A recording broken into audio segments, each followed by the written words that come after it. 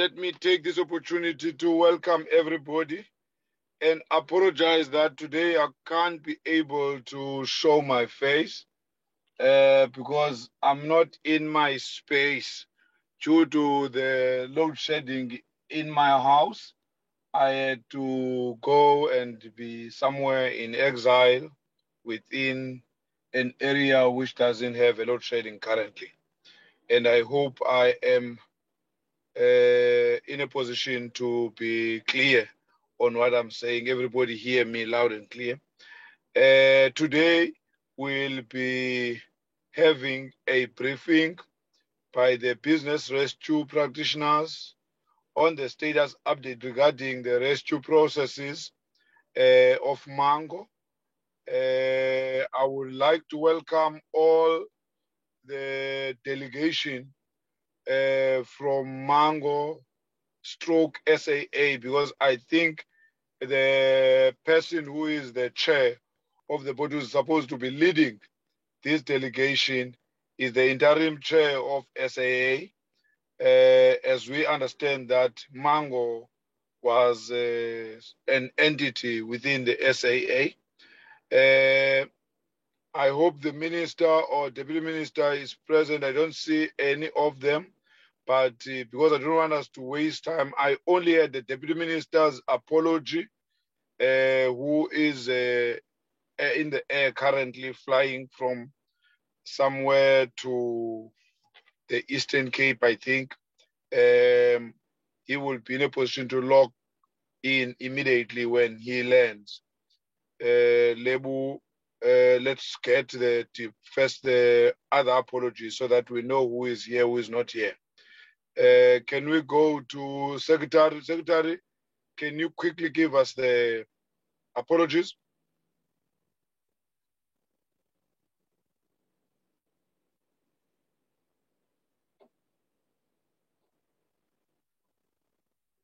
Cele? Good morning, Chair. Good morning, honorable members. The apologies that I received from the Portfolio Committee is from Honorable Kachalia and Honorable Ngwangwa. Our delegation for today is led by Honorable Deputy Minister Moswale. He will join the meeting at 11 o'clock. And also there's delegation for DPE is Ms. J. Mulisane and Advocate M. Makobe, the DTG, and Mr. E. Besa, the Chief Director.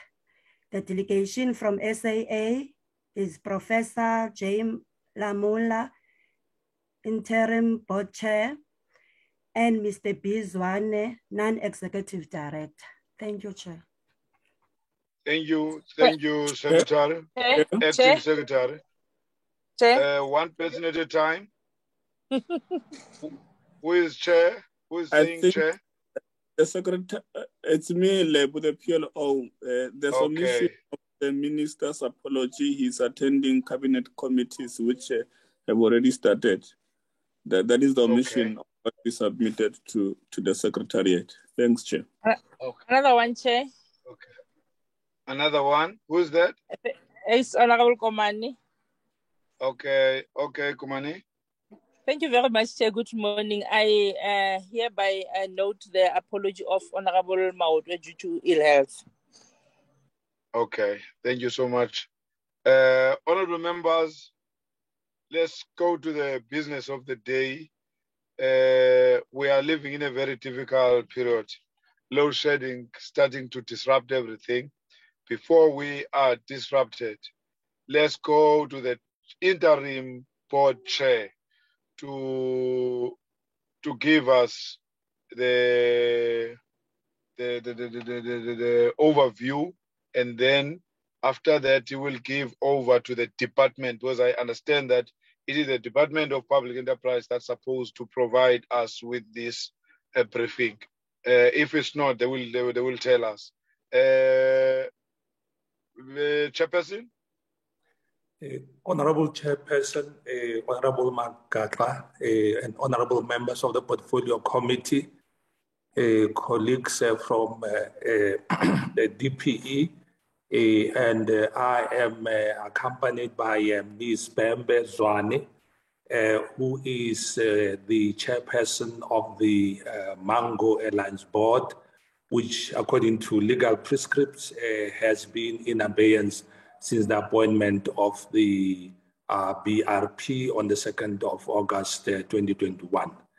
Chairperson, it is a pleasure and an honor for us to have every opportunity that we are given to bring the portfolio committee apprised on the developments within South African Airways and all aspects of its activities, which in this instance, it is a matter of the business rescue process at Mango Airlines.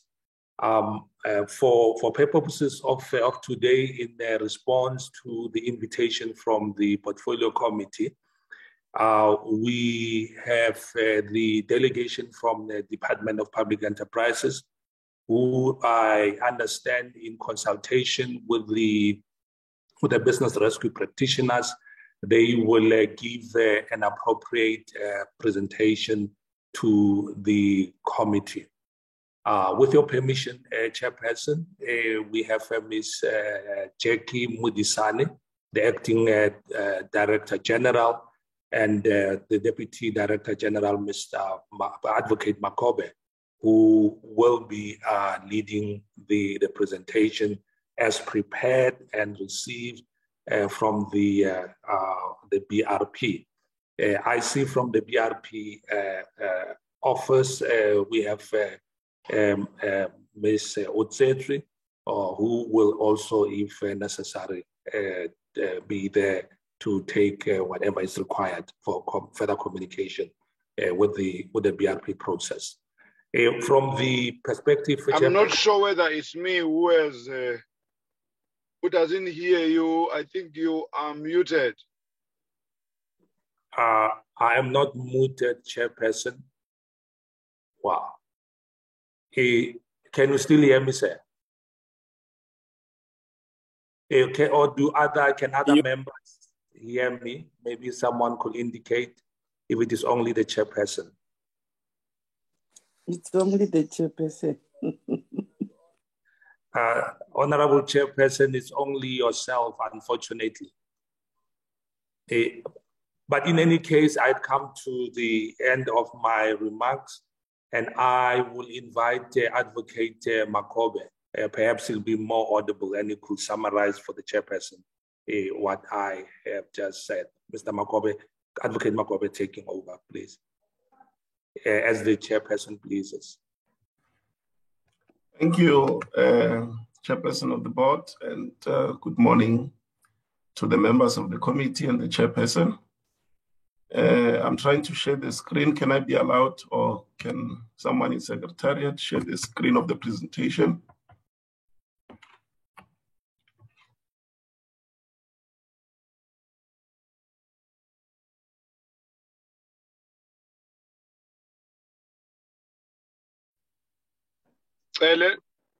Can you help us? Yes, I gave the permission. I already gave the permission. Okay.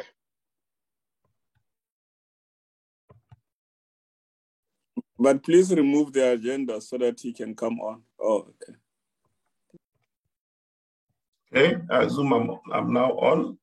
Thank you, Chairperson and honorable members. I will be making a presentation on the progress update on the Mango business rescue process.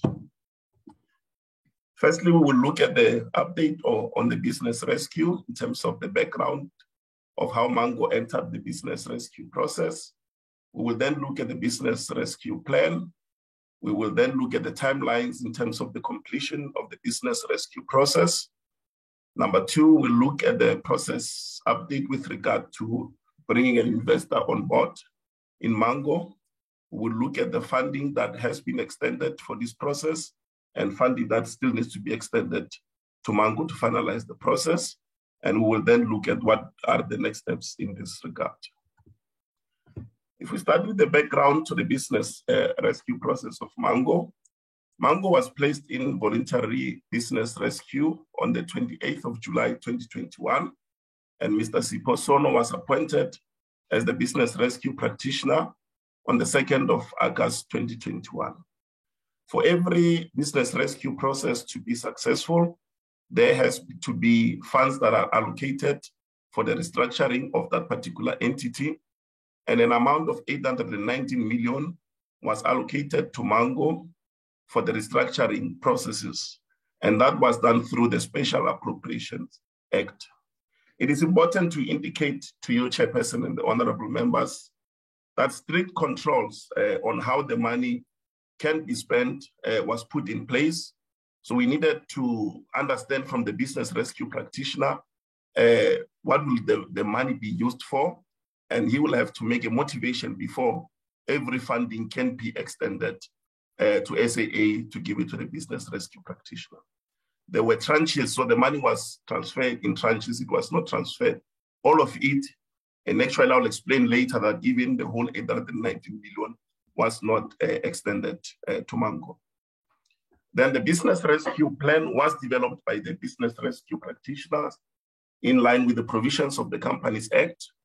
And the plan was published on the 29th of October, 2021.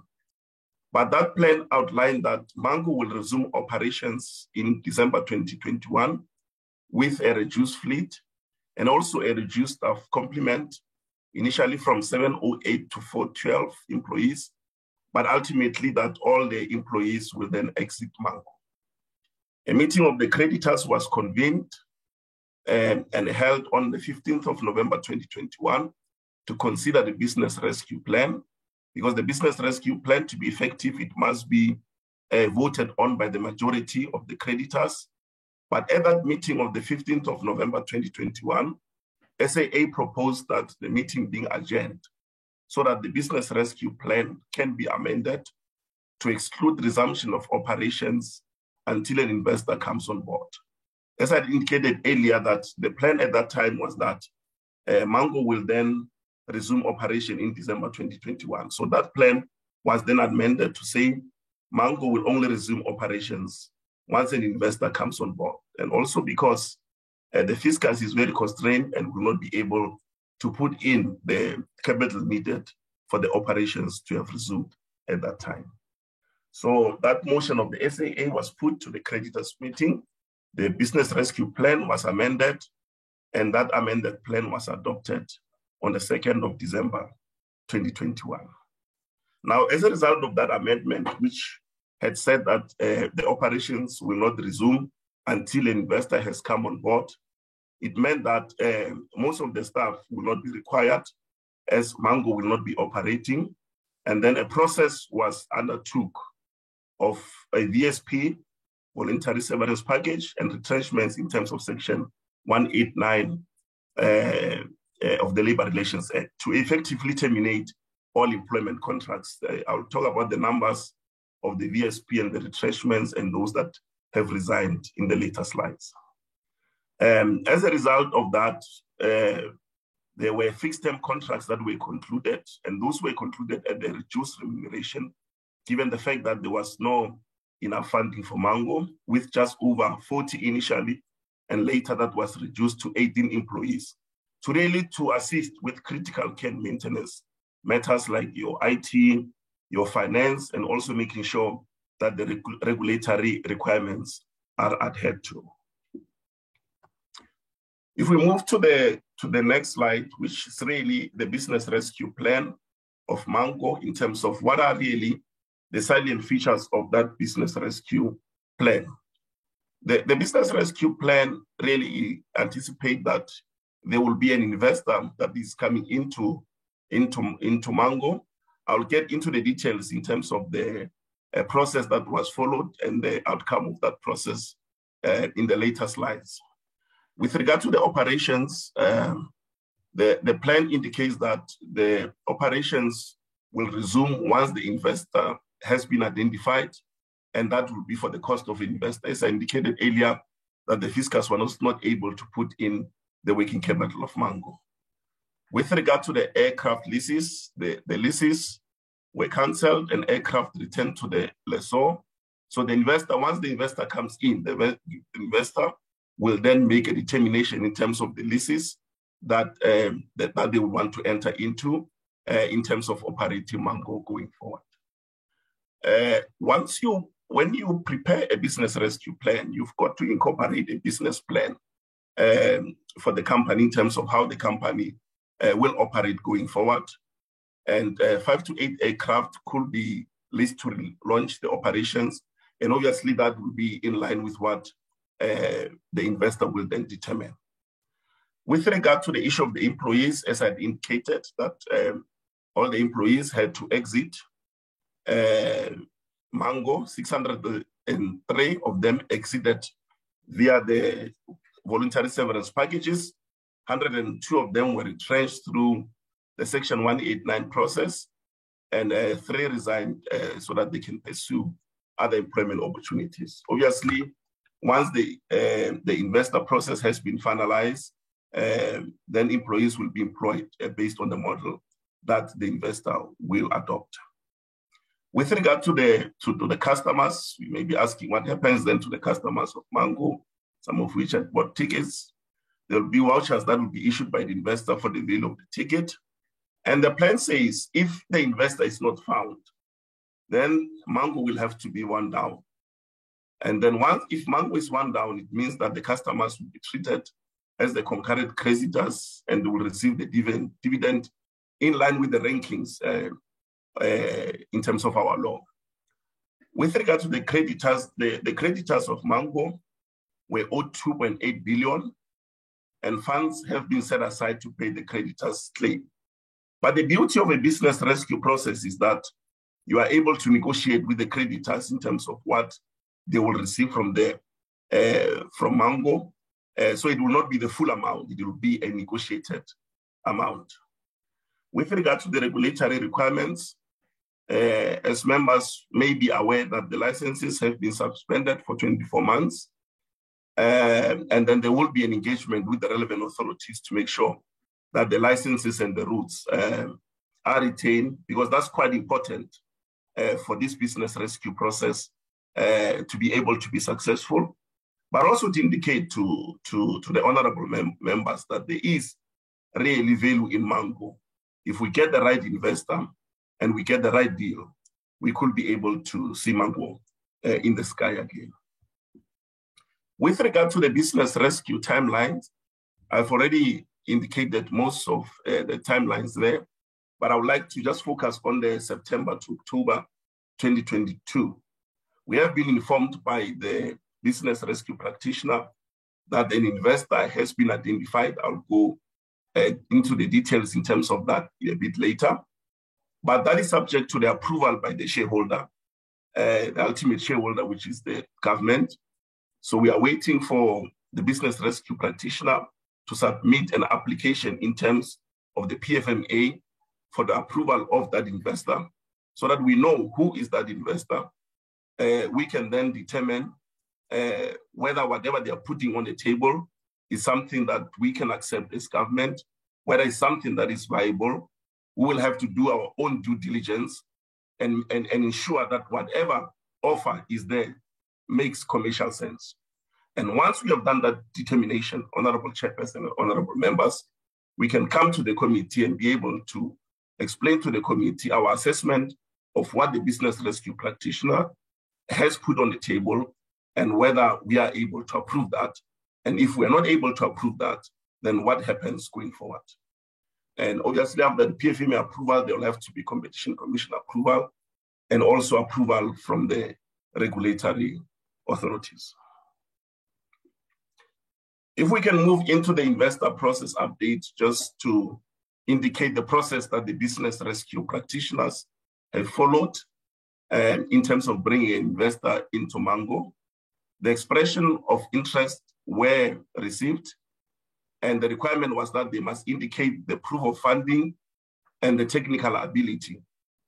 Bidders were also given additional time to supplement their submission, but the initial expressions of interest were deficient in that the parties were not able to provide proof of funding. There are many companies and many interested buyers for transactions like this. But for it to be successful, there has to be a proof of funding. The party must have the financial muscle to be able to enter into the transaction. Many of the bidders that are bidding for the stakes are not able to provide the proof of funding. So 6 preliminary bidders qualified to move to the next phase of the process, but also to indicate that as part of the process, there will be unsolicited bids that comes into the process. And that's how deals are struck. It's a live transaction. Even if you have received initial expressions of interest, people, as the process goes on, will then have be interested and submit unsolicited bids. Then the second process was the binding offer, where there was a requirement that you've got to provide the proof of financial and technical ability. As I indicated earlier, it's quite difficult for some of the parties to provide the financial requirements that are required. So the process took really long, as most bidders struggled to secure funding for the transaction.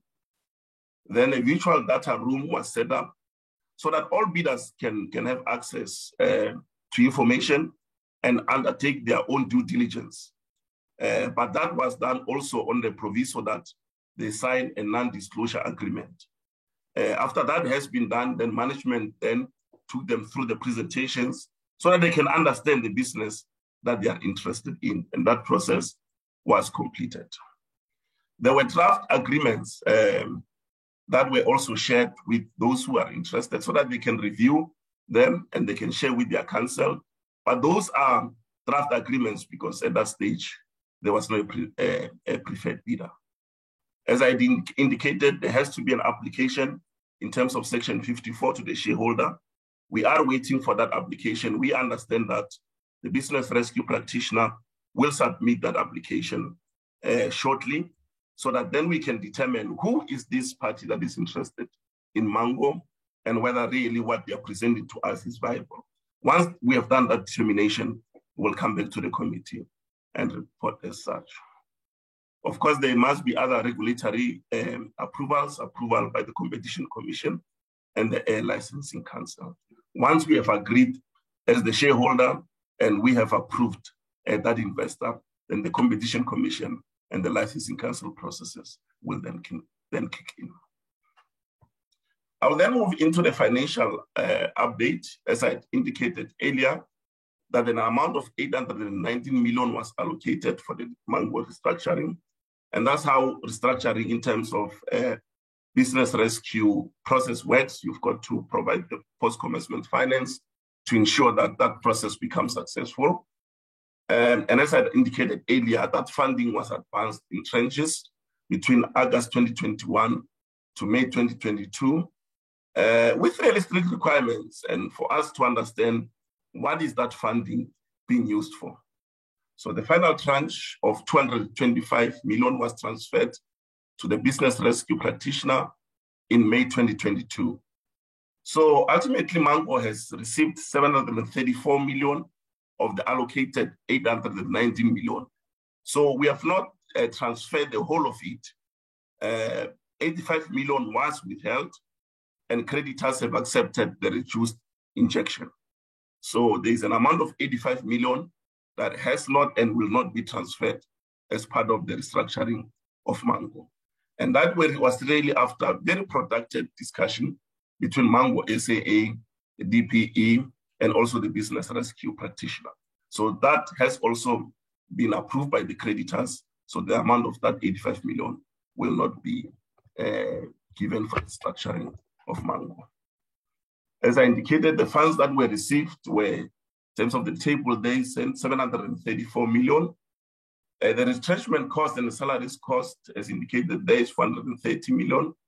The business rescue fees is 25 million. It's quite an expensive process, a business rescue, but there's a lot of protections that you will get, especially with regard to the creditors, because you are able to negotiate with the creditors in terms of what dividend they receive, how much in a rent are they going to get.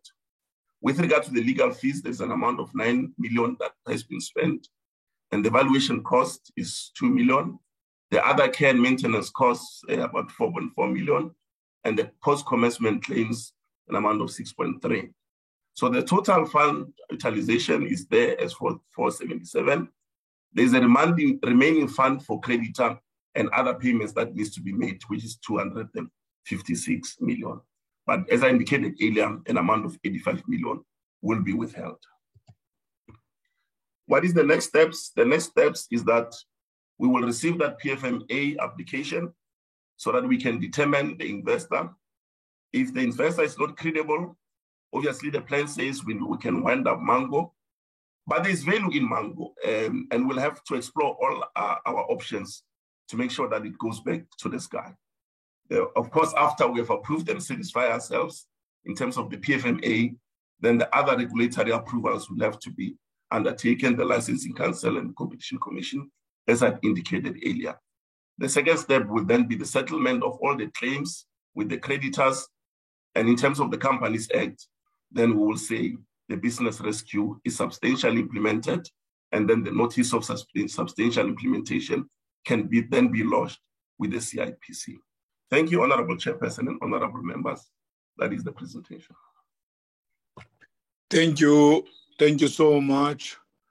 Honorable Members, that is the presentation from the Department of Public Enterprise. And I think all of us now, we have to engage. Thank you, Mr. Makobe, for this comprehensive presentation that is helping us to understand where we are in relation to Mango, so that we don't get information from the corners, just straight from the horse's mouth. But I will take this opportunity to allow members to engage. I want to start with Honorable Phiri.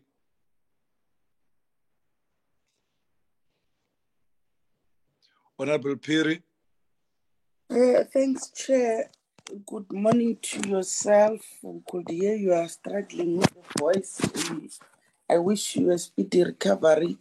Chair, allow me to proceed without opening my video, as I'm afraid of the network. I'm at the park and there's a challenge of a network. If it's allowed through you, Chair, can I proceed? It's acceptable under the circumstances.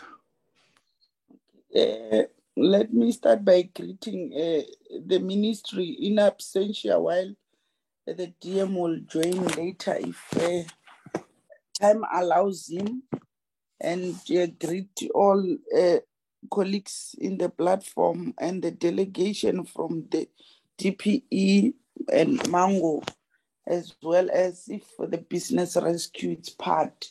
Chair, there's nothing much, but it's just a worrisome picture to our country. Chairperson, I want to welcome the update. Yes, it's honest and fair, but one might have a question that I ask myself, if we can't be in a position to attract investors, as I believe in my own understanding as a layman, not understanding better in the business fraternity, if we can't attract the proper business investor, what will happen to Mango? And it means it's all goodbye or what? Given the suspension of the operating license for 2 years, how will this affect the business rescue process going forward as well? And Chair, you know, in September last year, 2021, it was reported to us that 100 million was received from government for the business rescue process. Can we get the update on the fund, how it was used and how far? Yes, there was a table where it showed us some were allocated, but specifically, can we be apprised by what is exactly on the 100 million without other funds that were in the coffers of Mango. And lastly, Chair, you know, regarding the local content of the BRP deal, can we be given more information about that? As I've said, I don't have much, but to accept the honest and frank report about the Mango, and you know, with hope that the presenter says there's value in Mango, but as Carol, myself, looking at how it is from a distance, I don't see a value. There's no hope, but when they present, there's hope. Thanks, Chair. Let me stop there. Thank you, Honorable Phiri. Can we go to Honorable, let me check, Isaac. Good morning, Chairperson. Thank you for the opportunity. Morning, all other colleagues and guests that are presenting. Chairperson, like you, I am somewhat in exile in terms of the electricity problems. I trust that you will return soon from exile, and so will I. Chairperson, I welcome the presentation. And to ask and interrogate, and I'll go a little slow with your permission so that we're all able to capture. The first issue, Chairperson, is why has Mango stopped operating when the airline could have, in my opinion, continued to operate? Did it have anything to do with Lift Airlines being partnered with SAA on the Takatso deal? The question is, was this decision not by destructing competition while these decisions are being made still on the Takatso deal? I hope I was audible and that was able to be captured, Chairperson. I'd go on to ask then, were there perhaps any Chinese walls with the teams negotiating on the Takatso deal and the ones then deciding on the sustainability of Mango? You see, these are key issues as decisions made so far, in my opinion, seem detrimental, Chairperson, to Mango and to SAA. I'd like to go further, with your permission. Why did the Mango business rescue practitioners have to take the department to court for the payment of the appropriated funds? What was the main disagreement? I'd like to understand that. And then, Chairperson, what has been the role of the department in the business rescue process? I think Mr. Makhoba touched on that, but maybe he could just briefly explain that. And then finally, Chairperson, why has the state now decided to sell 100% of Mango when this is a lucrative business, in my opinion, especially after government, through National Treasury, has appropriated funds for the restructuring of the business? And then finally, Chairperson, with your permission, lastly, I'd like to just comment, is that when the Takatso deal is finalized, will Lift Airlines be part of this transaction? If yes, then, Chairperson, I must ask, will the Mango Airlines then be sacrificed to make way for Lift Airlines? Chairperson, in brief, that's what I'd like to interrogate, with your permission. Thank you so much for the opportunity. Thanks, Chair. Thank you. Thank you, Honorable Isaac. Can we go to Honorable Komani? All right. Honorable Komani?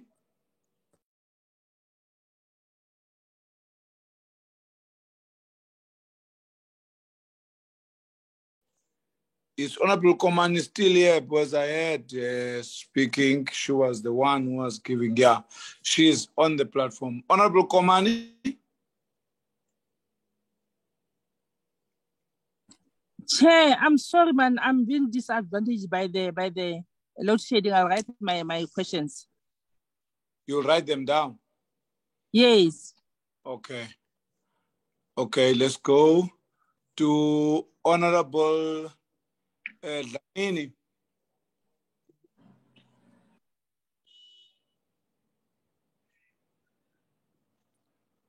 Hello, thanks, Chair. Good morning, colleagues. One doesn't have much to say. Maybe we should welcome the report. And though it doesn't give much confidence insofar as saying we will definitely have Mango back on the airways by December. But yes, we understand that's the date that is envisaged. Maybe, Chair, if we can be taken into confidence in terms of how the money that was allocated, because initially it was supposed to cover Mango as well. And how did Mango fall by the wayside in that regard? Thanks, Chair. Okay, thank you, Honorable Dlamini. Let's go to, is Honorable Buthelezi present? I'm just checking here. I don't see Honorable Buthelezi. And then let's go to Honorable Mkhwanazi.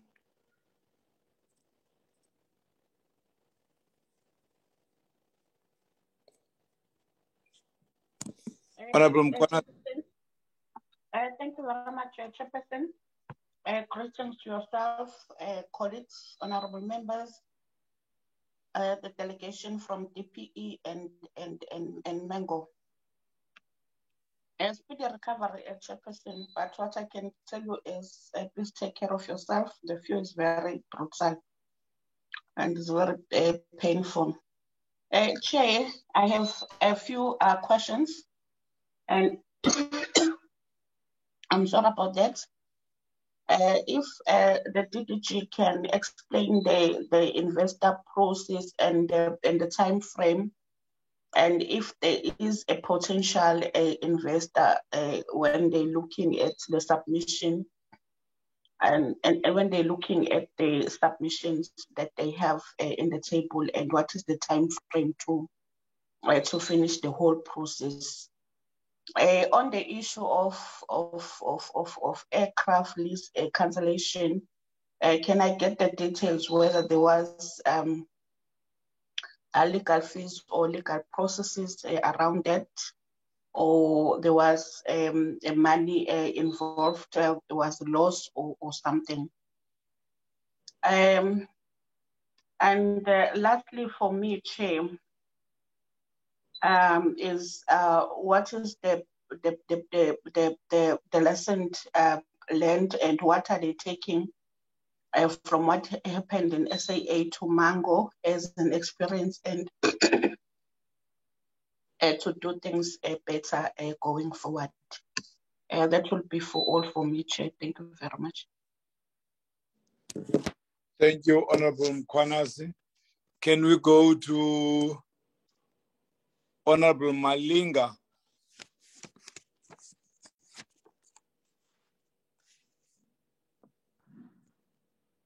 Honorable Malinga?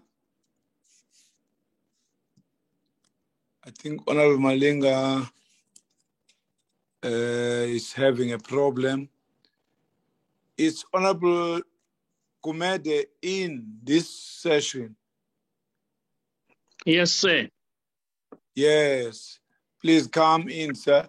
Honorable, before you come in, Honorable Isaac, is the hand a legacy or just you missed something? Chairperson, yes, I did raise my hand. I missed something, but perhaps you'll just give me a follow-up afterwards. Yes. Thank you, sir. Honorable Chair? Yes. Am I audible? Yes, sir. You are loud and clear. Thank you very much. And again, all of us, it looks as if load shedding is killing us. You know, I was simply cut only when I was checking that, you know, it was the load shedding. Chair, greetings to you, greetings to the colleagues, the Mango team, as well as the ministry. Chair, I want to say I've been Dlamini, Honorable Dlamini, covered me to a certain extent. I want to believe, Chair, that the 819 is part of the 10 billion that was a process of the PR plan when we were resuscitating SAA. However, at the time when this budget was mooted, the 819 was not for this restructuring process, which is the PR rescue process. It was a kind of a normal process of restructuring, which was going to talk about resuscitating the boards, pay the employees, pay whatever, in fact, was to be paid for in order to get the Mango aircrafts back on the road. That was my understanding. I'll be happy if that can be explained to us. In fact, what has made the change? If that change was a strategic change, one is going to be happy. And why that initial, perhaps, restructuring process was forsaken and then decided to go for this route of a PR plan. So that's the one. Honorable Dlamini has the same understanding as I have. However, the only thing is, yes, it was part. It's only that it differs from the processes that have been taken. But if we can be explained on that one, I'll be happy, Chair.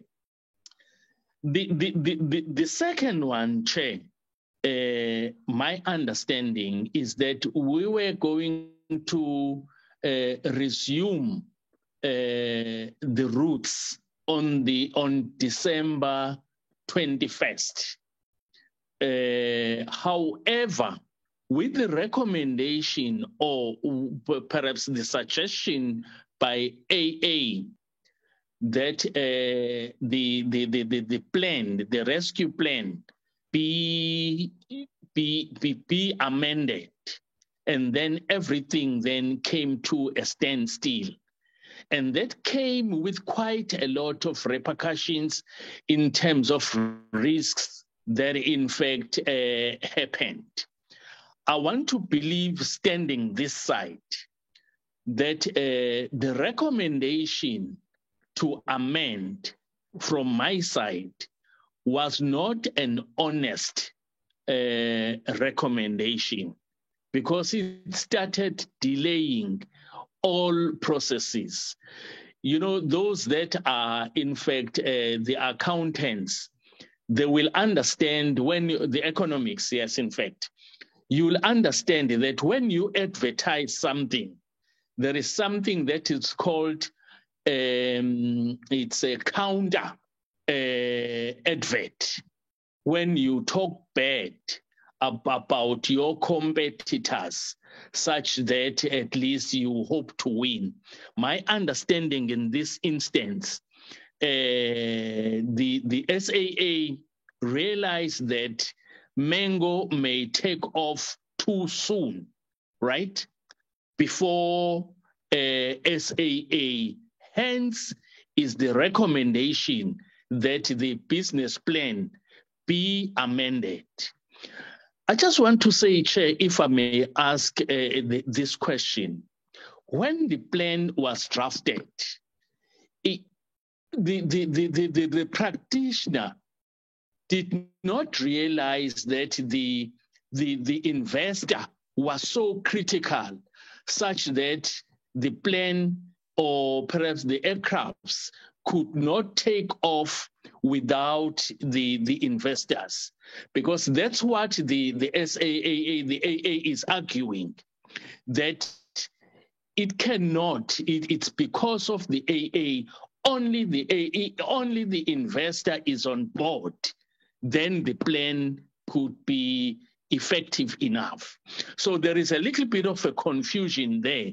My argument is the plan, in fact, the practitioner, or it was just an omission on the side of the plan that the investor was critical, such that when it was planned, then it was discovered that without the investor, the plan can't be implemented. So that is what I need to be perhaps explained. As well as when the decision to amend, was the practitioner happy with that amendment? Because it could have been that the practitioner was not happy because they had the timelines. If you had the timelines, you were not going to achieve that. Hence, you can see that all the programs are being dragged because we missed the December 21, which in fact was to resume the operations. As a result of that amendment, those operations were then put aside to such an effect that all the 412 staff were then put on board. And then it was a zero kind of employment, except with the only 4 contractors that were left to make sure that they run the situation. As well, Chair, I'll be interested that we at least be taken into confidence. I think we, all of us here, we must understand that we work as a team. Can we then be taken into confidence that the 6 bidders, whether it's the department or it's Mango in itself, or even the practitioner, when they look at this, among the 6 bidders, which one is the most, it's better in terms of that may stand a better chance in terms of the capacity, the technical skills, finances, and many others. So at least we need to know that how is that going to help us really? Because we don't want to find ourselves having to fall into a kind of a predicament or a situation where when we were talking about the SAA, and then there are those challenges where we were faced that, in fact, were the minority rather than the majority. These things, if they are discussed with us and we are primed so that any other, whether it's media or outside people, do ask questions, or Scopa in this instance, call for a meeting, we boldly say we are part of the situation. The other question that I may want to ask, as much as I have a kind of a situation, are we really on track with the timelines? I understand that there is a bidder, a potential bidder. It's awaiting some of those elements like the PMFA that in fact are to be finalized. But are we happy with all the processes? Do we have all the ticks in those boxes that are there? Last time I remember some of the delay, which in fact has caused the slow coming of the report from the SAA, was the exorbitant charges that were coming from the BR business rescue practitioner. Up until today, we have not received any report from the SAA that in fact will take us or give us the update. It's because my understanding is that there were negotiations because the practitioner, or perhaps it was too exorbitant for them when they charged the department. The other question is, yes, we understand that there is a 734 that was received, the 225 less 85. What's critical about keeping that 85? What is that 85 million for? Yes, I understand we have negotiated, but it tells me that it looks as if the budgeting could have been a thumbsuck budgeting. You cannot have a person who would have budgeted properly and could have in fact cut to the bones and easily accept that, yes, I'm cutting the 85, keep that 85. Oh, yes, is it the 85 you reach an agreement? Yes, it's agreed. But what is that 85 million for, which was to be kept aside? Another question, Chair, I will have. For the AA, what was, Chair, the was strategic about the delay of the PR plan? Because it looks as if there were very serious idea about the plan, Chair. Otherwise, Chair, those are the things that, in fact, I've got a feeling. And also be given a little bit of a time frame that when do we anticipate to have the second resumption of perhaps the operations? Because it's quite true.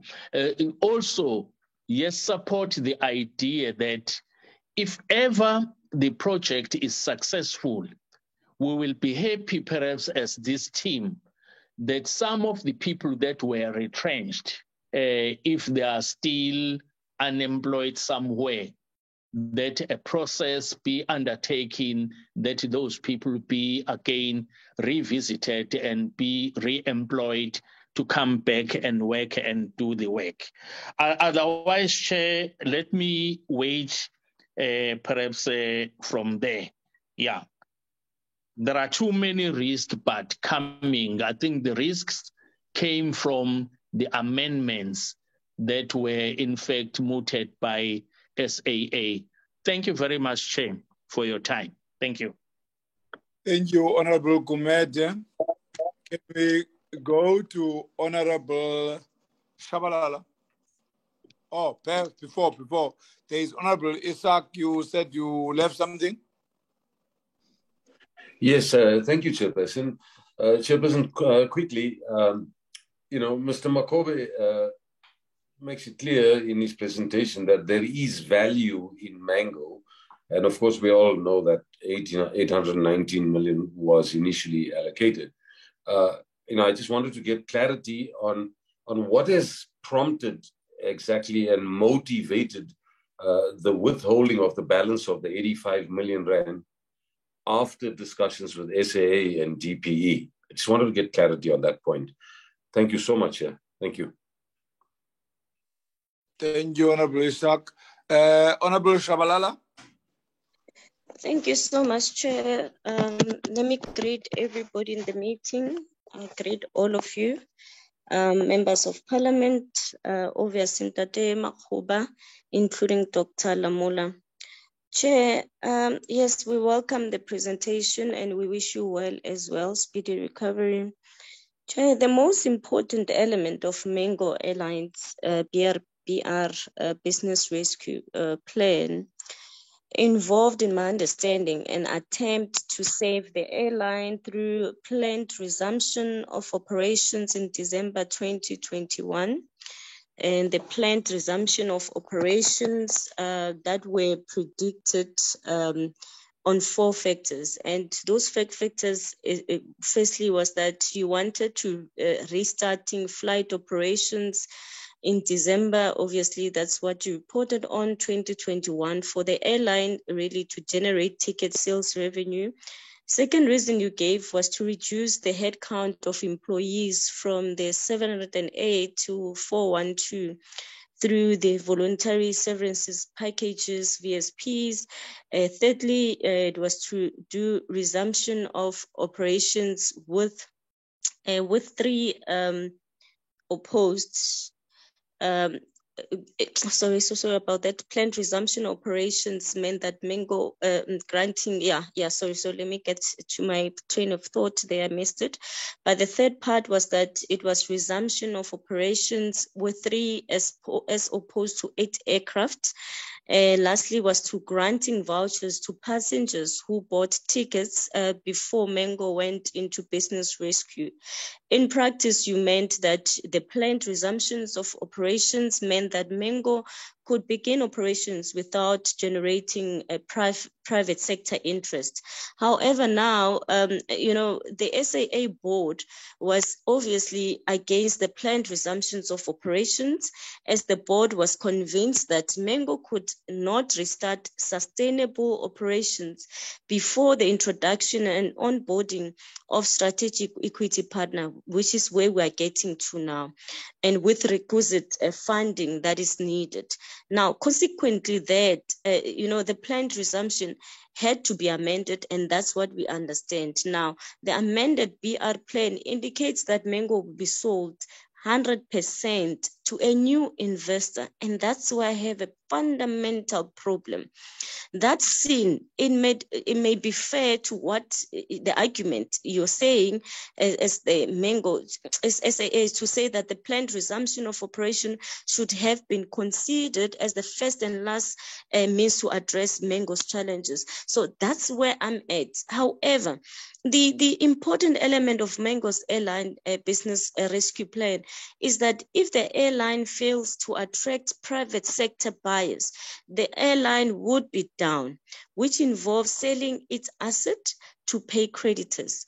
And at the moment, Mango has not concluded the investor process, and this may lead to the depletion of the remaining allocated funds as per the special appropriation bill before the investor process concludes. And this is where you are when you say you are busy, you've identified the person or the investor would be, it's showing attraction and the issue is being handled. However, important is that Mango's assets are substantially less than the 2.8 billion it owes its own creditors. In other words, should Mango fail to attract private sector buyers, let's say for argument's sake, what you have going on, it fails, it will struggle to sell its asset to pay these creditors. Furthermore, one of the cited reasons as to why Mango's assets are not enough to cover the outstanding debt is primarily because the airline does not own, but rather leases its fleet of aircraft. And I'm worried, Chairperson, about this matter, because this is where we found ourselves with the SAA And we had to read on papers and so forth to say SAA was sold to nothing. And now what is going to happen with Mengo in this instance? The issues for consideration from where I'm seated is that the initial business rescue plan indicated that Mengo could not resume operations while in the state ownership, but the SAA board disagreed, obviously agree with them, ultimately paving the way for private sector players to provide the airline with capital and buy it. But I want to ask, what were the reasons behind the decision of the SAA board to propose an adjournment of the planned resumption of Mengo's operations, if we can get it from them? Experience shows that the private sector is not interested, Chairperson, in buying unprofitable SOEs. Now, if Mengo is a loss-making SOEs, as it has been made to be now, what then are some of the reasons why the private sector is interested in buying SOE? Meaning, I want you to expand, Dr. Makgoba or Dr. Lamula, that what would be the reasons really for private sector be interested in buying the SOE if it's unprofitable, unless if there's something that we don't know that the private sector knows or yourselves you would know. So we would like you to share with us. The amended BRP plan indicates the investor will hire new staff based on the operating model of the sold Mengo airline. The question is, are there any attempts on the side of the Department of Public Enterprises to ensure that the investor retains some of the employees that exited via the VSPs? Lastly, the plan indicates that money has been set aside to pay creditors, given that Mengo, currently owes its creditors the 2.8 billion, and the funds is received from government are not enough to pay these creditors. Does this mean that Mengo will request funding from the government to pay its creditors in case the investors is not forthcoming? This is a very important question because quite often ourselves, being the ANC as a member of parliament, we find ourselves have to go and really debate such appropriations. And when you request these monies, the next thing, the opposition comes very hard on us insofar as saying that the government is paying billions in terms of rescuing SOEs that are not profitable. Obviously, their stance don't want these SOEs. They feel they should go to private sectors. But right now, this is where you are getting us into. So I want you to be very clear that does it mean that you're going to request more funding from the government to repay these creditors in case you don't have an investor? But what then becomes left for the government that would have invested so much in this airline at the end of the day? What does government get out of it? Does it mean everything went down and that's it, you are shutting down, but we have to pay again as government? What is the end of the bargain insofar as government is concerned on these matters? Thank you so much, Chair. Thank you, Honorable Shabalala.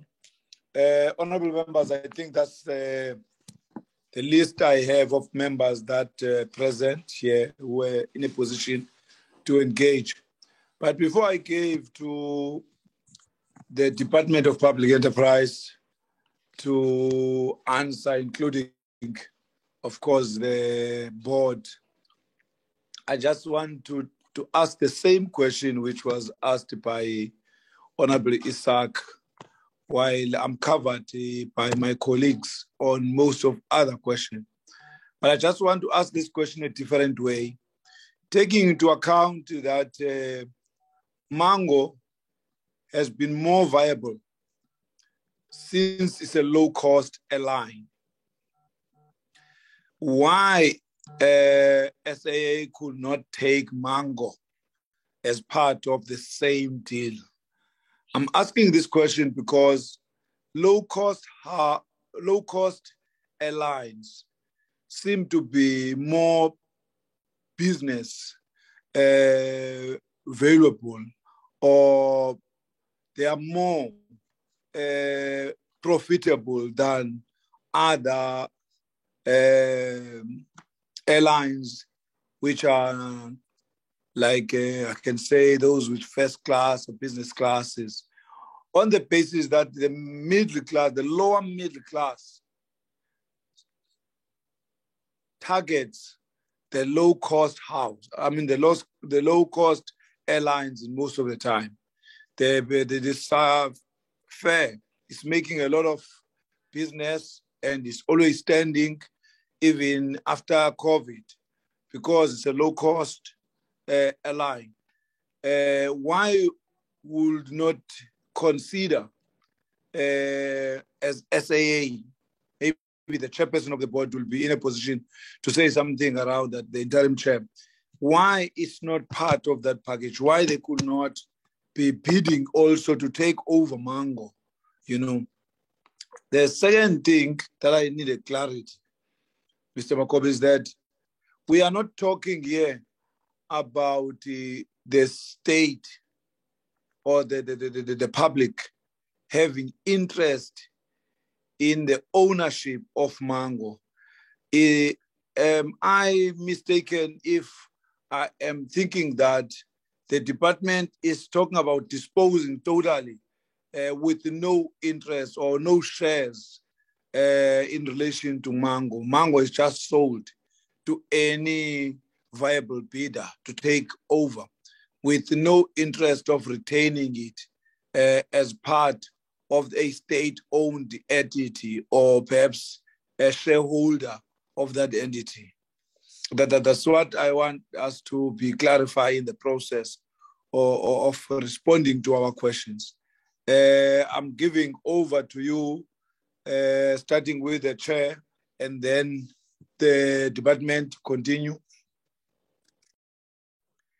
Thank you, Chairperson. I will answer the various questions from the honorable members, yes, as a collective and in some kind of a systematic way. My colleague, board member, Ms. Zwane, might add if there is any material omission that I might have made. I will leave matters that I believe are better addressed by the DPE, in particular, Mr. Makobe will come in. I will, Chairperson, focus on just reminding the meeting or the honorable members the history of that brought us where we are, touching both on the performance, the performance history of Mango, as well as the legalities, the processes that was followed, what is the objective of the BRP, and what are the consequences, somehow addressing the concern articulated by Honorable Chabalala at the end. Chairperson,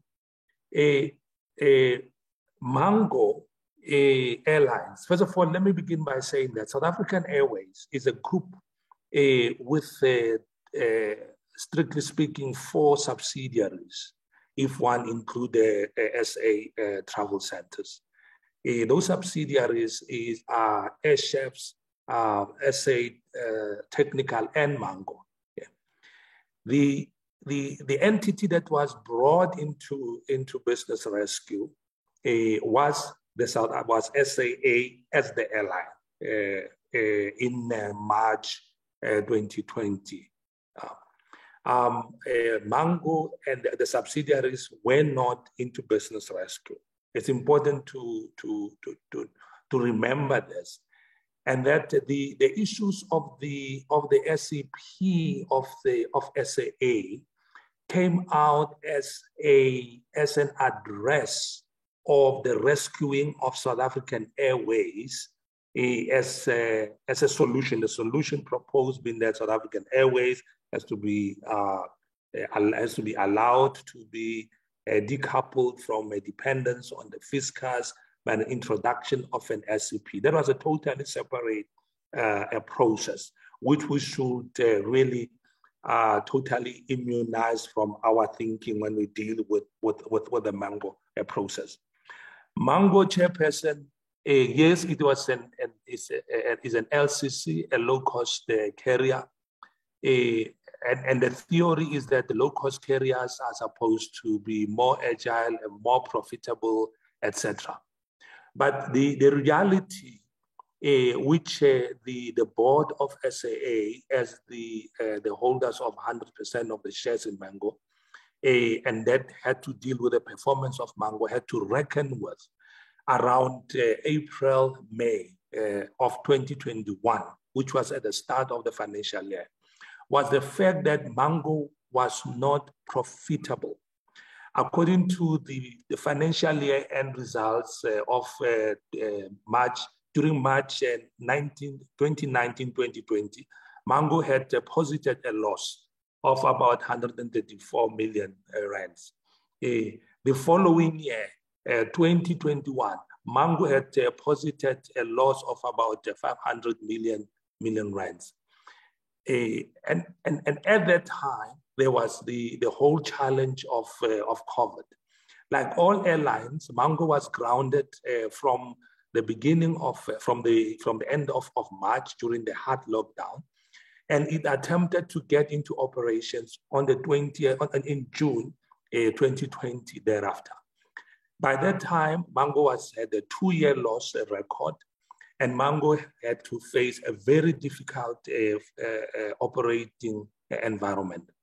At the same time, Chairperson, the board of SAA was provided with a forensic report that had been launched by the board of Mango in 2017-2018, the Fundudzi forensic report, which forensic report was indicating that the financial records of Mango, or the reported performance, positive performances of Mango in the year 2017-18, that showed that Mango had made a profit of 105 million rand, were actually questionable. And that Fundudzi forensic report, Chairperson, is still live to a degree, because when Mango was taken into business rescue, as the board of SAA, we submitted that report to the BRP with the request that the BRP take into account that fundamental architecture of the financials of Mango as the BRP reconstruct financially a rescue process for Mango. So that's one matter, that the financial performance of Mango was very negative and very dire, to the point that I'm dealing with why was Mango put into business rescue. To the point that, Chairperson, in May 2020, one of the creditors of Mango put Mango into or made an application for the liquidation of Mango as a defensive position. The board of Mango passed a resolution requesting, or according to the PFMA, giving a notification and making a request to the ultimate shareholder that Mango should be put into business rescue to obviate a messy situation where the creditors of Mango will put Mango into liquidation. As it goes with these processes and the red tape of our legislative situation, as SAA board was waiting for this permission from National Treasury, etc. Into July, Mango's situation was deteriorating. Mango couldn't pay ATNS for its navigation costs. ATNS was grounding Mango. The situation was so bad, Chairperson. Please let us remember that on July 26th in 2021, the two unions at Mango made an application to the High Court for Mango to be put into business rescue. We as the board had to go to court to compete that the unions do not have charge over the appointment of the business rescue, because we wanted to ensure that the process that will be taken will be the one that will be conducted soberly and in a way that will ensure that all the stakeholders are taken care of. So there was, I think the point is clear that there was just, first of all, no willy-nilly or any or any other motives rather than the performance ones, that Mango had to be put into business rescue. And this addresses in part the questions raised by the Honorable Isaac about the linkages or the suspicions about the LIFT and the Dakazo Consortium, etc. That on the side, Chairperson. And then the important part, the important point to emphasize is that the reason why when a company goes into business rescue, the business rescue practitioner take complete control to the degree that the board is essentially put on ice. We as the board, since from the 2nd of August, when Mr. Sono was appointed as the BRP, are secondary informants. We have to request for information from the BRP. We are in a fortunate position because one of our subsidiaries, South African SAA Technical, is one of the creditors of Mango. Therefore, we serve, or we have a seat in the creditors committee where our CFO sits. So there's one legal avenue that we get informed about what is happening with Mango.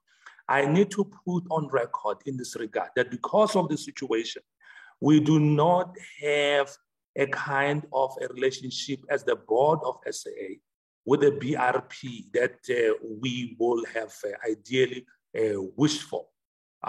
We have to ask for information from the BRP, and that in a way was epitomized by the events around October the 7th, 2021, that the members alluded to, when we as the board of SAA were horrified to learn that the BRP was intending to start operations of Mango, when we were aware at the time that the market conditions aviation market conditions in South Africa was so bad that that Mango will not be able to be sustainable based on the internal airline economics information that SAA is being managed with.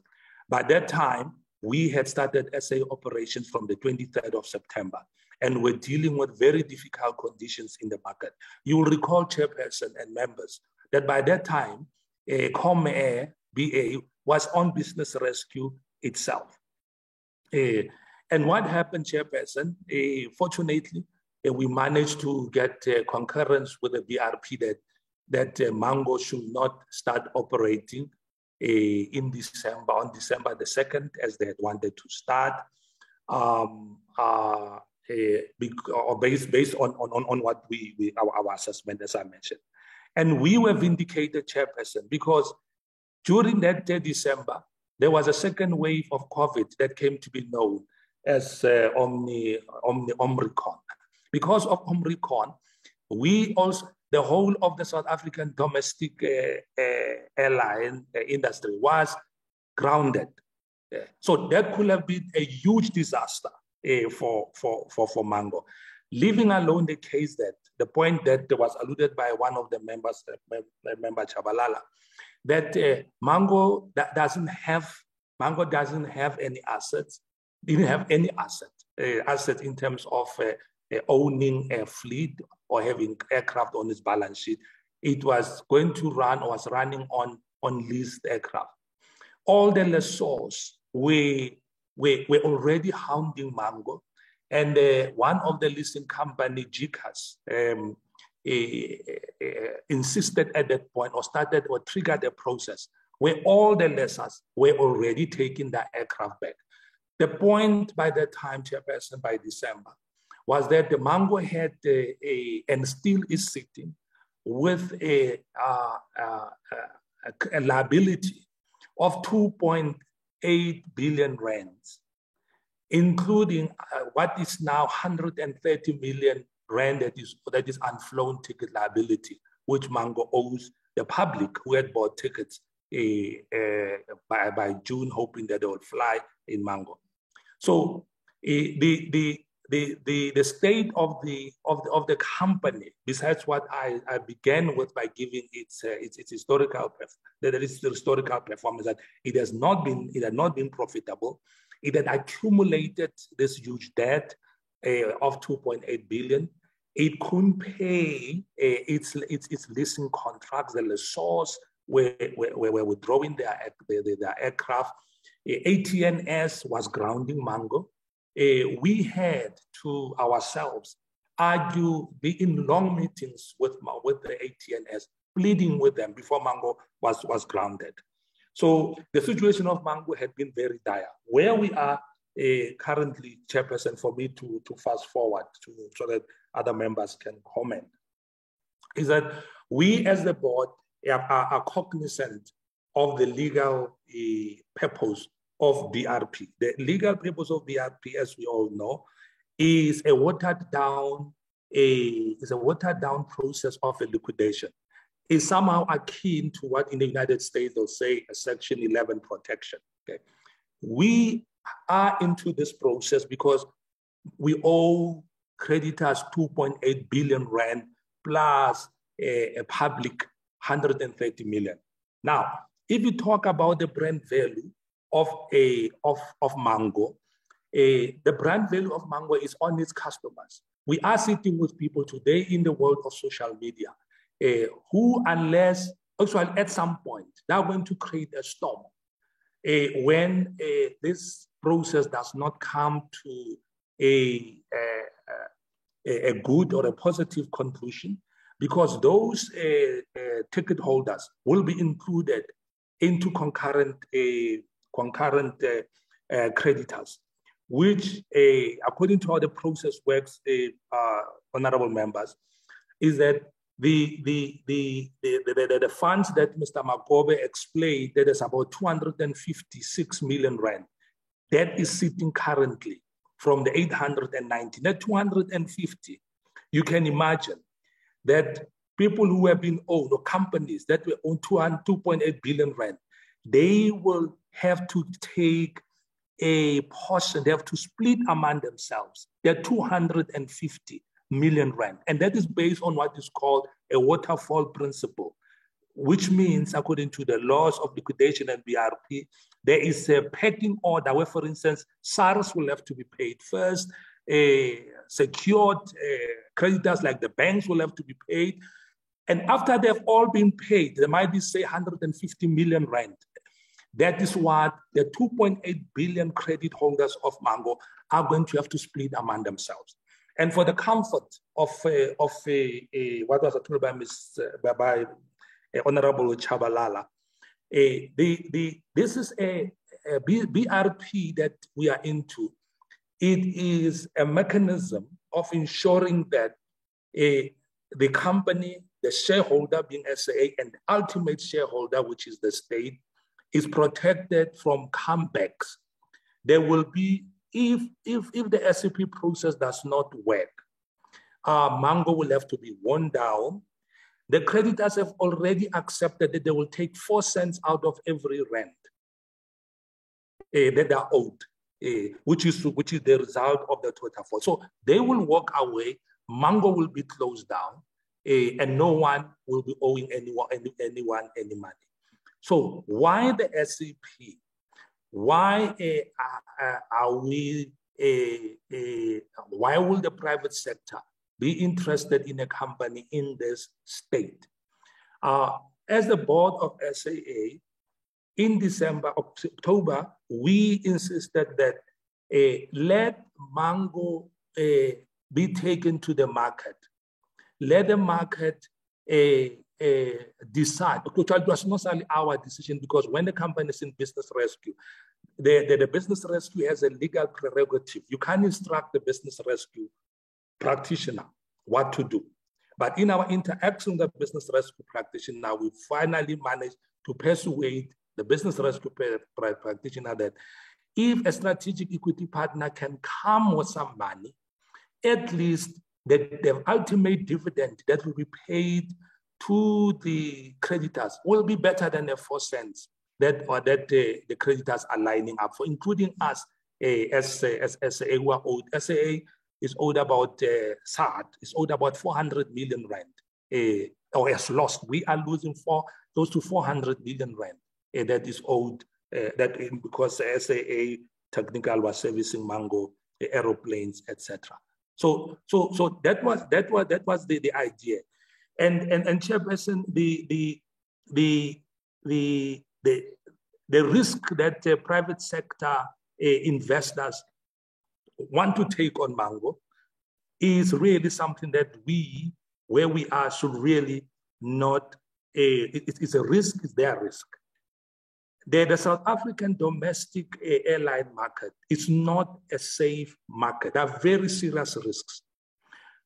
The point that was put by the board of SAA that Mango must wait has been vindicated by what has happened to Comair. Today, we don't have Comair in the market.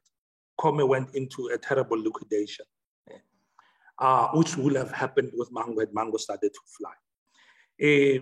However, the analysis of the market is that prior to where we are today, prior to the shutdown of COVID, the market, there is an element of overcapacity in the market. By overcapacity, we mean that there are more aircraft, there are more airlines who are deploying aircraft, chasing routes in our market. That is not sustainable. Because the more capacity you have, the law of supply and demand, they dictate that your prices go down. And most of the airlines were running at a loss. Comair was running at a loss for a number of years. SAA was running routes at a loss for a number of years. It happens in this industry. Even when we started our operations in September, we had to do what is called market development, where we have ran a number of frequencies to Durban, etc., at a loss until we reached a point recently as SA. So there's a major risk. There's a risk that as much as we can say that there is value in Mango, there is a risk that the BRP is sitting with currently, where the BRP has to assess that the proposed SCP is coming with a viable solution that will ensure that Mango will fly again. But the market conditions are such that such an SCP has to be a very, very creative SCP. And all of us will be happy if such an SCP will say they have enough money to improve on the dividend that the concurrent creditors, including SAA and others, will receive.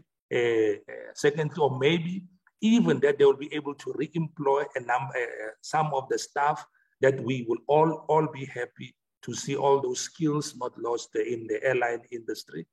And then thirdly, they will have requisite funding to run a sustainable airline for quite some time. And of course, there are very serious obstacles. The first obstacle being the Air Licensing Council vigilance these days, where currently the Mango's license is suspended for a period of 2 years. And there is also a risk that the AOC, the Airline Operating Certificate of Mango, is in a very dubious position, because to sustain an airline operating certificate, you have to undergo an audit by South African CAA. And during that audit, you have to prove that you have what is called post holders. That is key staff that will ensure that when you start an airline, it's going to be run safely and sustainably. Mango currently does not have post holders that will satisfy the sustenance of its AOC. I engaged the BRP since I had been moved into an executive position at SAA.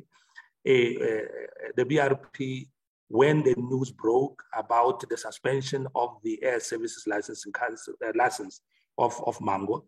And the view of the BRP was that that's not a serious threat to the oncoming or the preferred or the evaluated bidder, which we believe in where we sit that it is a very serious risk, and we believe that to a degree it could be one of the factors that had led the BRP process on the selection of the SCP to be where it is currently. I will, before I stop, Chairperson, let me make this particular point in relation to the timelines.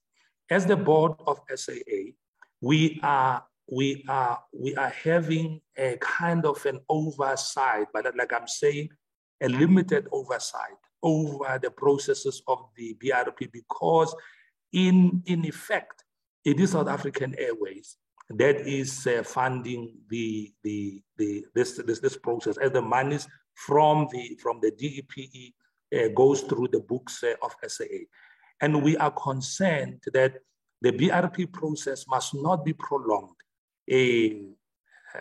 unnecessarily, because the more it is prolonged, the more it costs a lot of money. So we are putting pressure on the business process practitioner to conclude this process as soon as possible. We are, as the board, are putting a pressure to ensure that the process of the selection of a quality and viable SCP is done as judiciously and as cogently as possible, that when we receive the Section 54 application, which the BRP has decided will be the official moment within its legal powers to disclose the nitty-gritty details about the bidder, that it is a kind of a bidder who will ensure that we do not then go through a long process of regulatory checks and things like that will then prolong the BRP process, where SAA or where the 819 million rand will get exhausted. Mr. Matkobe will comment on the terms of the retention of the 85 million, which was one of the reasons. Because, Chairperson, you will recall that SAA has come out of a BRP process where the dispute with the fees that were charged by the BRP became a matter of public newspapers and debate.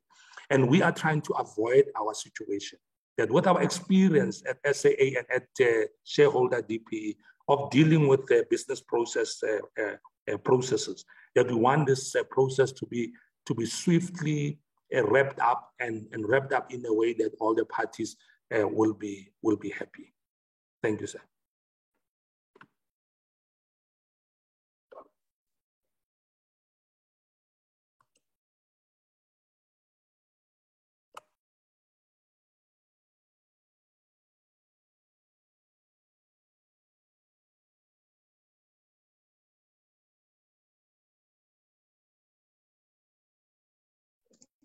Chairperson, are you still there? Yes, I thought Mr. Makoba is going to follow. Okay, Chairperson, I'll follow. Yes. Okay. I'll really answer in 7 buckets. To give the responses, the Chairperson has covered other issues. And the question was asked, what is the nature of the deal? The deal will be placed before us, as we had indicated, through a PFMA application. We'll evaluate the deal. We'll have to negotiate the deal and decide on the appropriate stake. And I know the business rescue plan says it's 100% say, but it's within our rights as a shareholder to negotiate, because that process was run by the business rescue practitioners. And once he has made that decision and he has made these negotiations, he must bring it to the shareholder, which is the department. And the shareholder will then have to negotiate the deal and make sure that the deal makes commercial sense, that it is viable. And if it is not, we'll then have to look at other options. So once the PFMA is submitted to us, we will make that determination whether, is it a fair offer Are they getting the best value out of, are we getting the best value out of it as government? And then we'll go through a period of negotiation. And that's when we'll come and say, this is the percentage that we've been able to negotiate with that particular investor. Now, the other question that has been asked by the honorable members was, why did the BRP want to take us to court? The reason was that, as we indicated in the presentation, that before we release the money, we wanted to understand what is that money going to be utilized for. And we're quite strict in terms of how the money will be used. Yes, the money has been appropriated, but we wanted to make sure that we are frugal in terms of, spending taxpayers' money. And that negotiations between us and the BRP has led to us to save 85 million of taxpayers' money, which really must be celebrated, because the creditors also had to reduce the dividend that they get. So he had to go and negotiate with the creditors and say, no, the shareholder wants to save 85 million out of this process. Let's see where we can cut. And that's how frugal we are when it comes to taxpayers' money. And as a result, we came to an understanding. Yes, he wanted to take us to court. Yes, it was a tough negotiation process because we wanted to save taxpayers' money. And until we get that agreement, and then it was presented to the creditors, and thanks to the creditors of Mango, that was agreed and 85 million was saved. In terms of, the chair has also touched on it, what is the value for Mango? I mean, why would people be interested in Mango if it is at a state where it is and it doesn't really have a lot of tangible assets except that engine that it has? The brand, the name of Mango is quite important. That's why people are interested in it. That's why the issue of the licenses also have to be addressed. So that whoever is investors, they make sure that this license and the issue of the routes, which shows that there is value in Ready Mango. And if we had the working capital to keep it going, as government, we will have done that. And that's the reason why we were saying it should not fly, because there was no working capital at the time to enable it to fly. So with regard to the timelines, we are waiting for the PFMA. We are putting pressure as both SAA board and the department to make sure that that application comes. And once it comes, the law gives us 30 days to evaluate the application and make the necessary decisions that we need to make as the shareholder. With regard to the appropriation, I think let's just clarify that 819 million was appropriated for Mango. And then we have made the savings of 85 million, as I had said. But what was required was 2.8 billion. That was what was owed by the creditors. So we managed to negotiate it down and cut it to the bone and at least get 85 million also back to the fiscals. So the reason why it was not flying, there was more money required for working capital, and there was no funding for that. With regard to the employees, yes, Honorable Shabalala, we will really appeal to the investor once we have our negotiations with them to prioritize the former employees of Mango if this deal then goes through. The question was asked, what about other bidders? Obviously, they could not produce the proof of funding. Those that were able to, the bidder that was able to produce the proof of funding is the one that went through. I think I've covered the question that has been asked. Thank you very much. Okay, that is it. Honorable members, now that we got the responses, I will just check for only one. If there is anyone who would like to make a follow-up, I'm seeing one person. Is there any second person who also, before I close, who want also to have a follow-up? I see one hand, and I don't take people who have been provoked. I just want people to make follow-up on the questions they have asked. 5, 4, 3, 2, 1. Okay, there's only one person who will be making a follow-up question. Honorable Shabalala. Thank you so much, Chair. Chair, yes, I am doing follow-up.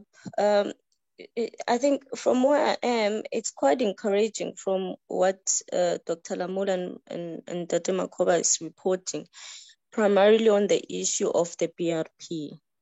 Around them putting their foot down. For instance, what is the money going to be used for, negotiating to as far they've been able to, which brings me to what I want to submit to the committee. By saying that, Chair, perhaps had this been done with SAA, we'll be speaking a different language insofar as the charges of BRP. And we've been raising this matter for quite some time. And I understand this issue around accountability of the money and how it's been accounted for in the BRP. Necessarily in the Companies Act, you have a bit of contradiction, if not legislation that needs to be looked at. Now, I would really implore the committee content advisor for them to look into the legal of it. If it means we must have a joint sitting with DTI, let us do so, because we are in the business of SOEs. And quite often, all of them or most of them, they're ending up on this process.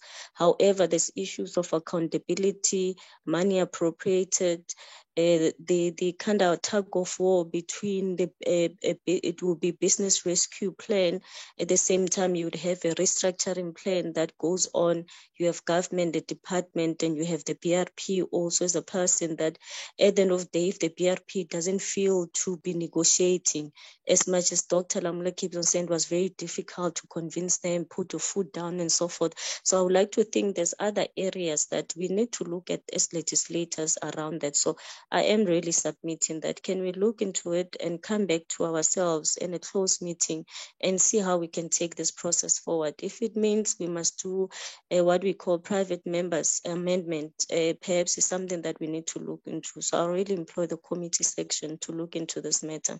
My follow-up on given the suspension on the license for 2 years, I wanted to ask that Dr. Lamula, when you said, it doesn't, BRP says to you, it doesn't really affect the process going forward, but I wanted to know how does it affect the BRP itself? But you kind of answered it, but I think I'm still left to understand it. The last one, in September 2021, it was reported that 100 million was received from government for the business rescue process. The committee, I think, should receive an update on the use of these funds. Mr. Makoba says it's 85 million or whatever for operation, but I want to understand exactly what is the figure and what was it used for. It doesn't really have to be answered in totality, paired in a written reply. That would be mostly appreciated so we can see and work with you the journey. But I think I want to appreciate the efforts that the colleagues are putting on this matter. Thank you so much, Chair.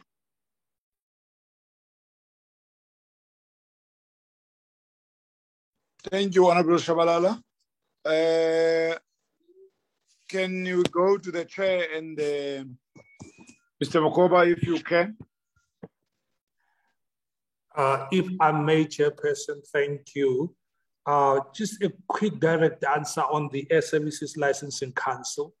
The Air Services Licensing Council, both the domestic one and the international one, has become a terrain of a hive of activity within the airline industry currently in South Africa. As the committee will know, that both councils were recently established only after the COVID resuscitation of the industry, and emanating from our own SSAA interaction with the Air Service Council. It is a very, like I'm saying, it's a cauldron of what is going on, which reflects the competitiveness in the airline industry currently. At the crux of all of this, Chairperson, is the scramble for air traffic rights and the routes. There are routes that were flown by Mango, local, including the Zanzibar route, There are routes that were flown by SAA, historically very lucrative routes within the region, etc. There are routes that were flown by SA Express that is no longer in operation. So all of these routes, or the routes generally within the airline industry business dynamics, are evaluated in terms of how much money they produce. So there's a scramble for the most lucrative routes. The Air Services Licensing Council are inundated by competing airlines wanting to grab and get the routes that were flown by Mango and the routes that were flown by SAA historically, because according to the law that the councils are working on, is that if there has been uninterrupted non-operation for 12 months, there's a risk actually you lose those routes. But there's a mechanism in law where quarterly also you have to submit what they call an Annexure L, where every 3 months you inform, you send them financial statements, you just give them an assurance that you are still in the business, which SAA had been doing, but Mango had not done since the BRP. So from where we sit as SAA board and our understanding of how this operates, we believe this is a major risk. And the sadness of it is that this was announced against Mango, I think on the 8th of October, so the 8th of August, when the BR practitioner had published a report that he had a shortlisted bidder who was to submit financial instruments, letters of comfort, etc., on the 10th of August.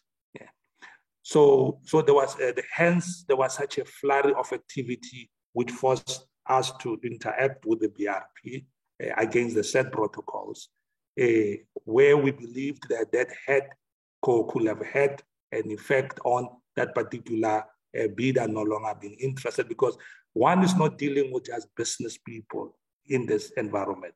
One is dealing with bankers. And as we all know, banks with their credit committees, etc., do not just take things at face value. So in summary, Chairperson, our assessment of the risk intensity or the risk rating of this Air Licensing Council injunction against Mango is more severe than the one placed by the BRP. The BRP believes that he can or he will be able to find a way around it, but it's going to be a very serious struggle. Because we, as it will be known, we are also currently dealing with the same Air Services Licensing Council on some matters they are erroneously raised against SAA. Thank you, sir. Thank you, Prof. I think you've covered the issue, but Honorable Chabalala, thank you for indulgence. We'll send a table of how the money was spent, but it was mostly in unpaid salaries, and the other went to the BRP fees, but we'll give a table in terms of how the 100 million was spent.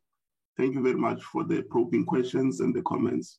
They will help us really in shaping this process forward. Thank you.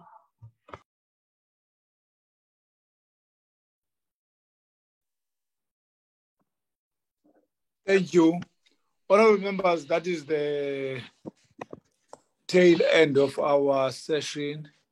Let me take the opportunity to thank the Department of Public Enterprise and the crew from the SAA, particularly the chair of the board. We really appreciate Dr. Lamola for your contribution and helping the members to understand what is taking on at Mango.